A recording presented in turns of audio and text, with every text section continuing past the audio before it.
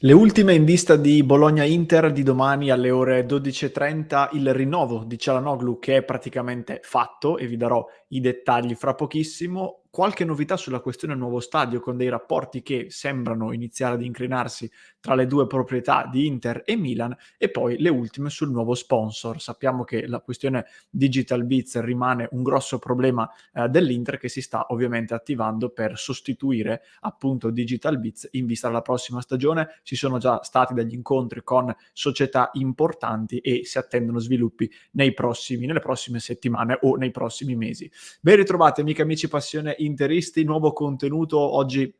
facciamo un punto della situazione rapido su queste 4 novità delle ultime ore e poi a partire da stasera e da domani ci concentriamo naturalmente su Bologna-Inter, di cui parleremo anche in chiusura di questo episodio. Vi chiedo come sempre quindi un click sul tasto mi piace e sul tasto iscriviti e voglio partire proprio dalla questione Hakan Çalhanoğlu, un giocatore che nell'ultimo anno e mezzo in realtà, fin da quando è arrivato all'Inter, si è confermato una colonna di questa squadra, è cresciuto tantissimo ed è un giocatore oggi di livello internazionale, un vero e proprio cardine del nostro centrocampo. Un giocatore che andrà in scadenza nel 2024 e come lui anche Alessandro Bastoni, e l'Inter che purtroppo sta vivendo ancora sulla propria pelle il caso Skriniar, ha voluto portarsi avanti e giustamente iniziare già in queste settimane le trattative per il rinnovo del suo contratto. Trattative che secondo la Gazzetta dello Sport, ma non solo, di fatto sono state concluse. L'accordo è stato trovato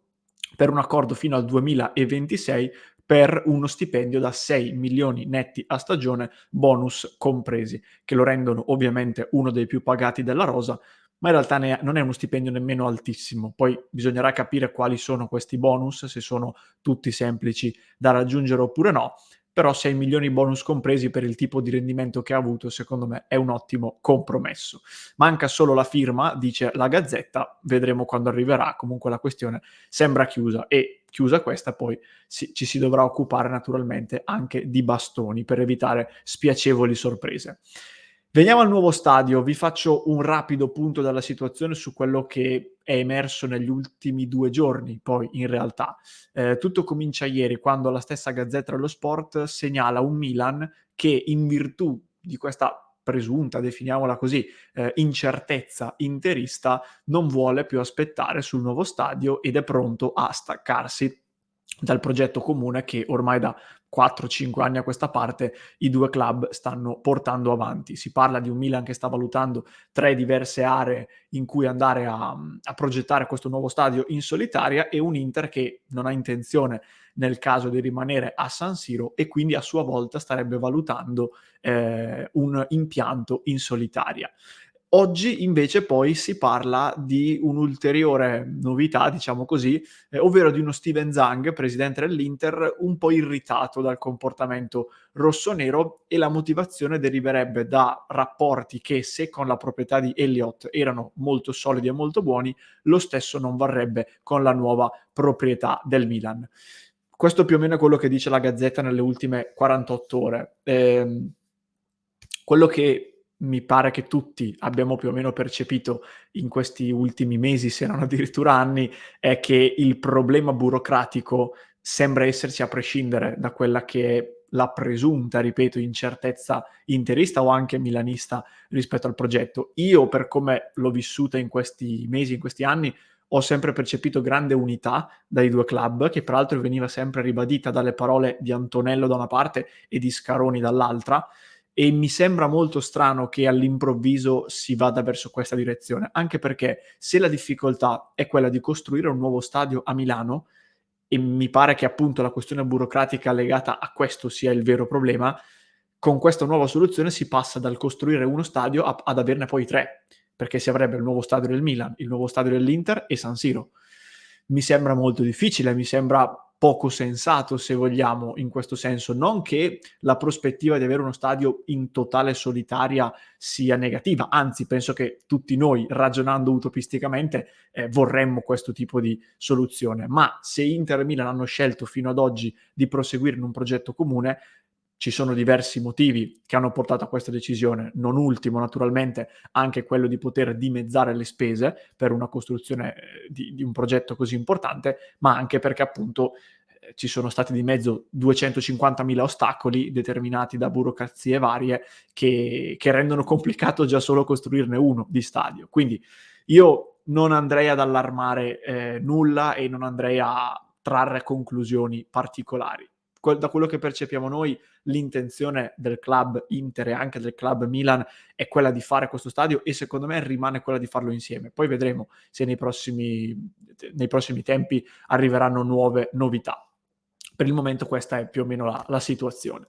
Sul nuovo sponsor invece, anche qui questione molto urgente perché il nuovo sponsor sappiamo, o meglio il main sponsor, ma più in generale il pacchetto di sponsor di un club rappresenta una delle principali introiti nei ricavi di un club e il main sponsor in particolare è quello che tecnicamente ne dovrebbe portare di più. Nel caso dell'Inter il main sponsor però è insolvente per tutta questa stagione e ci sono anche una piccola tranche di soldi, di milioni di euro derivati dalla scorsa che ancora non sono arrivati. Quindi al momento l'Inter ha deciso di mantenere Digital Bits sulle maglie nonostante non arrivino i pagamenti, ma è evidente che nel mezzo delle cause legali che probabilmente verranno attivate in questi periodi, è evidente che sia necessario cambiare sponsor e sostituirlo in vista della prossima stagione. I nomi che si sono fatti in queste settimane sono principalmente 3, che sono Leo Vegas, che è già nella sua parte leovegas.news, sponsor delle maglie di allenamento e del kit appunto di allenamento dell'Inter, Hisense che è un'altra società da tempo vicina al club e nelle ultime ore Sport Mediaset ha rilanciato il nome di Turkish Airlines, società appunto turca che si aggiunge alle precedenti due. Da non dimenticare poi questo interesse verso eventuali aziende medio orientali che a quanto pare, anzi non a quanto pare, però chiaramente potrebbero potenzialmente garantire degli introiti maggiori. Io credo che sia difficile che la vicenda si chiuda a breve, sia perché ci sono comunque dei passaggi da dover completare prima di arrivare ad avere un nuovo sponsor, ma anche perché lato Inter potrebbe essere vantaggioso aspettare il termine della stagione e vedere quelli che sono i risultati sportivi, perché è chiaro che un Inter che ipotizziamo oggi chiude un contratto con una di queste 3 società può puntare a un determinato tipo di ricavo e di accordo. Un Inter che lo chiude a giugno dopo che, butto lì, ha vinto la Coppa Italia, è seconda in campionato ed è uscita ai quarti di Champions in un big match combattuto fino all'ultimo contro il City, ve la butto lì, beh, è chiaro che la questione è diversa, la prospettiva può essere differente. Quindi, a meno che non arrivi uno sponsor che ti dica io sono disposto a mettermi subito sulla tua maglia e darti subito X milioni di euro che possono portare dei vantaggi, io credo che alla fine si aspetterà quantomeno fine stagione, anche per tutto quel discorso di Digital Bits che dicevo prima. Però comunque dei contratti